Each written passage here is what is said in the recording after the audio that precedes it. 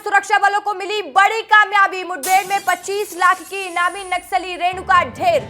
रेणुका उर्फ बानू ने से इंसास राइफल बरामद की गई है। 5 अप्रैल को बस्तर दौरे पर रहेंगे गृह मंत्री अमित शाह।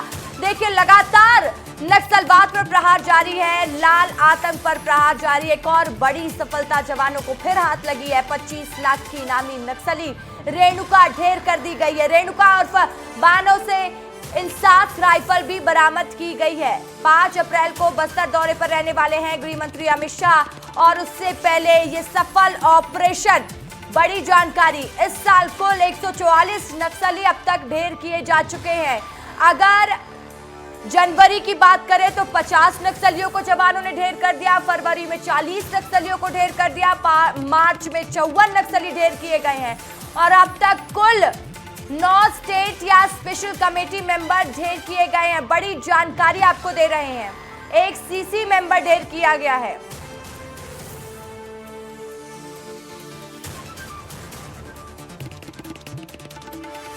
और इस खबर पर ज्यादा जानकारी के साथ संजय ठाकुर मेरे साथ लाइव जुड़ चुके हैं जगदलपुर से। Chhattisgarh bureau chief Nagendra Pandey news room से लाइव जुड़ गए हैं और तामेश्वर सिन्हा भी जुड़े हुए कांकेर से।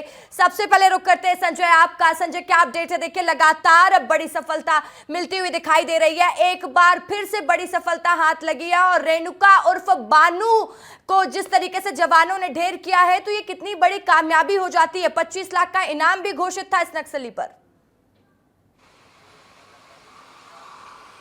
बिल्कुल, देखिए रसिका, रेणुका के 100 को लेकर जवान लौट रहे हैं और उनका हौसला बढ़ाने के लिए दंतेवाड़ा की डीआईजी कमलचंद कश्यप जी खुद पहुंचे हुए हैं जवानों के बीच। हर जवान से हाथ मिला रहे हैं और उनके हौसले को बढ़ा रहे हैं।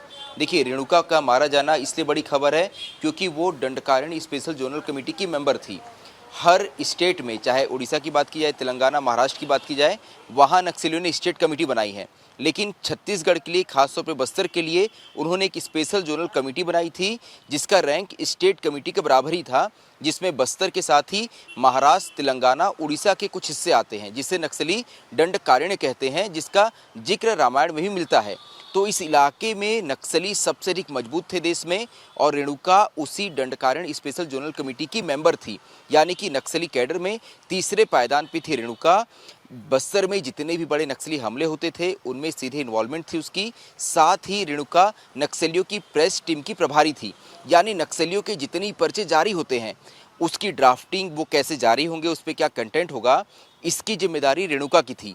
यानी कि पढ़ी लिखी नक्सली से कहा जा सकता है, जो नक्सलियों की बौद्धिक टीम का हिस्सा थी। उसे फोर्स ने ढेर किया है। एक इंसास राइफल मिली है। जानकारी जो मिली थी उस अनुसार बीजापुर से होते हुए इंद्रावती नदी को पार कर रेणुका दंतेवाड़ा आ रही थी। उसी दौरान फोर्स ने उसे घेरा। रेणुका की सुरक्षा में 2 नक्सली थे। जैसे ही फोर्स ने उन्हें घेरा, वो भाग खड़े हुए। रेणुका भाग नहीं पाई और जवानों की गोलियों का शिकार हो गई। पिछले 15 महीनों की बात की जाए तो उसमें 9 ऐसे दंडकारण्य स्पेशल जोनल कमेटी के या स्टेट कमेटी के मेंबर हैं जो फोर्स की गोलियों का शिकार हुए हैं। तो ये पहली बार है जब 9 स्टेट कमेटी मेंबर्स को फोर्स ने ढेर किया रसिका। तो बहुत बड़ी खबर है ये। एक बार फिर से बस्तर जो डेडलाइन है, लगातार जिस तरीके से प्रहार नक्सलवाद पर हो रहा है, उससे ये माना जा सकता है कि जल्द ही नक्सलवाद से मुक्ति भी मिलेगी।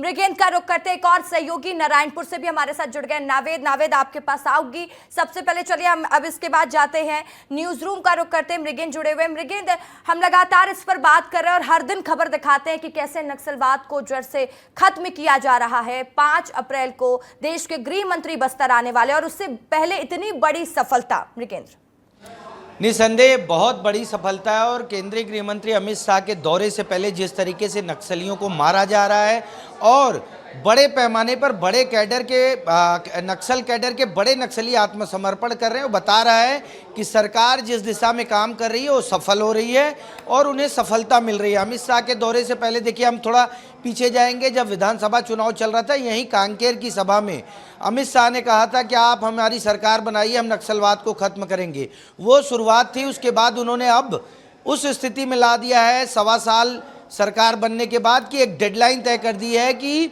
2026 में हम नक्सलवाद को खत्म करेंगे। कल प्रधानमंत्री नरेंद्र मोदी अपनी सभा में साफ साफ कहा कि नक्सलियों के खिलाफ जो सरकार काम कर रही है और बेहतर कर रही है। कुल मिलाकर ये है कि राज्य सरकार और केंद्र सरकार जो मिलकर नक्सलियों के खिलाफ काम कर रही है, उसका रिजल्ट आ रहा है।